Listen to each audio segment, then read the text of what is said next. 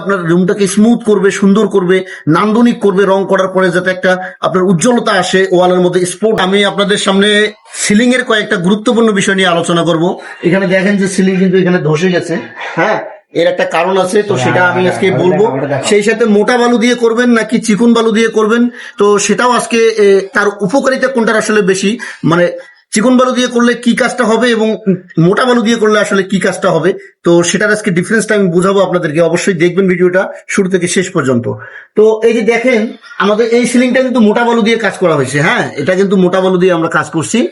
তো এই মোটা বালু দিয়ে কাজ করার কারণে কিন্তু আসলে ফিনিশিংটা খসখসা হয়। যত ভালো মিস্ত্রি হোক, যত বড় মিস্ত্রি হোক, আপনার হচ্ছে মোটা বালু দিয়ে যখন করবে তখন কিন্তু অ্যাকচুয়াল যে ফিনিশিংটা, যেটা রুম না পড়ে, তো সেই জিনিসগুলো কিন্তু আসলে আপনার এই মোটা বালু দিয়ে এটা কিন্তু খুবই ডিফিকাল্ট। এটা আমি মনে করবো যে আপনারা যদি সিলিং বা ভিতরের প্লাস্টারটা করেন, তো সেক্ষেত্রে আপনারা অবশ্যই মিডিয়াম সাইজের যে বালুটা আছে সেটা ব্যবহার করার চেষ্টা করবেন।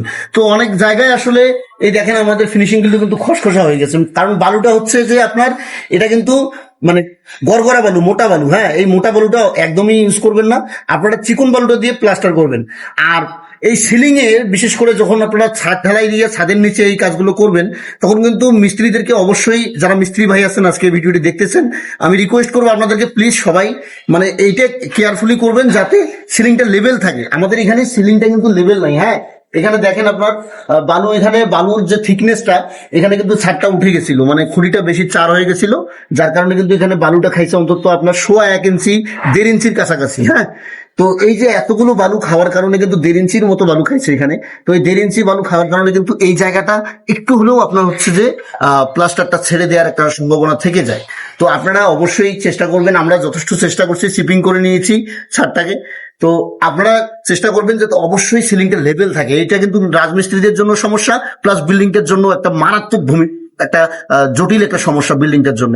এখানে কিন্তু আপনার প্লাস্টার ছেড়ে দিতে পারে, এটা বলা যেতে পারে না। তো আরেকটা বিষয় হচ্ছে যে আপনার এই ফ্যানের হুকটা এখানে দেখেন, আমরা এখানে 3 ইঞ্চি ফ্যানের হুকটা দিয়েছি।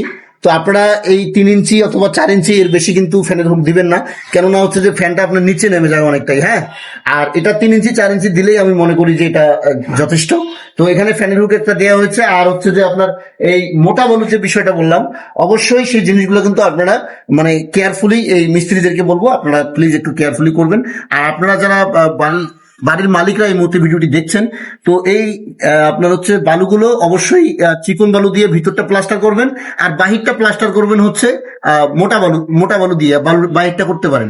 আপনার ভিতরের সৌন্দর্যের জন্য, প্লাস্টারটা ফিনিশিং ভালোর জন্য অবশ্যই আপনারা মিডিয়াম সাইজের চিকন বালুটা দিয়ে প্লাস্টার করবেন।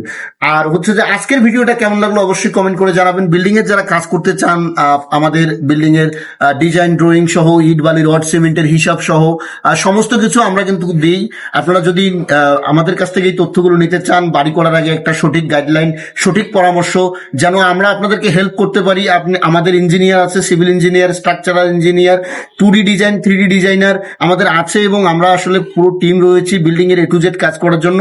আপনাদের যদি আমাদের কাছ থেকে এই তথ্যগুলো নিতে হয় বা নিতে চান, তো অবশ্যই হোয়াটসঅ্যাপ নাম্বার, ইমো নাম্বার দেওয়া আছে। প্রবাসী ভাইয়েরা যারা আসলে বাড়ি করতে চাচ্ছেন, তো আমাদের সঙ্গে যোগাযোগ করলে ইনশাআল্লাহ আমরা সমস্ত সাইড থেকে, সমস্ত দিক থেকে, প্ল্যান থেকে শুরু করে, লেআউট থেকে শুরু করে একদম বিল্ডিং এর A to Z complete guideline এবং সঠিক হিসাব আপনাদেরকে আমরা করে দিতে পারবো, এস্টিমেট সহ।